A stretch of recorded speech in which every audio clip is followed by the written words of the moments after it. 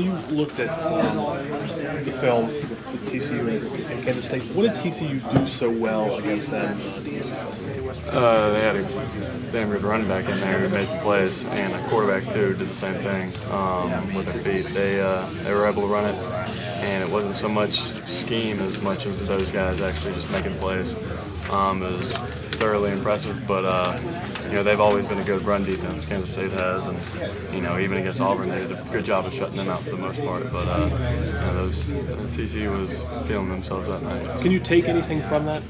Not me personally, because I can't do anything that those guys are doing. But it means that if you have some fast guys, that you're able to make them miss, and we got some fast guys. So. Going to be kind of bittersweet for you Thursday night to go out there for the last time on this field? Yeah.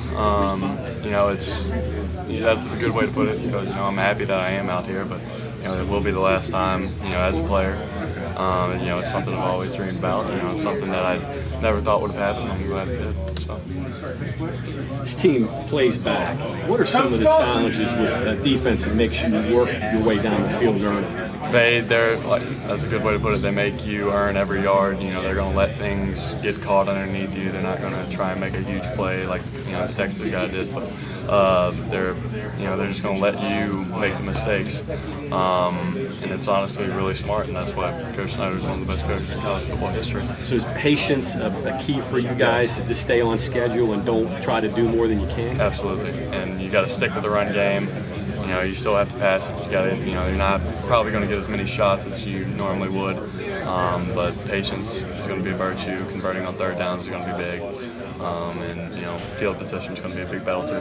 Thinking back to last year's game, I seem to remember you playing a great deal of pain, and they couldn't make all the throws, that type of deal. Is there anything you can take from what you did last year against them, or is it completely different? They do the same thing scheme-wise. So things that worked last year will probably work again this year. Things that didn't last year probably won't work this year too. Personally, that was every game last year, so not really. We are a completely different team, so there is that difference. But there are some things that you can take away from it. Yeah.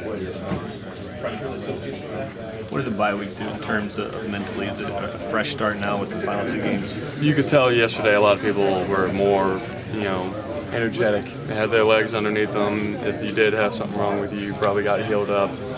Coach did a good job of letting the starters and a lot of the guys who play a lot of snaps, heal up.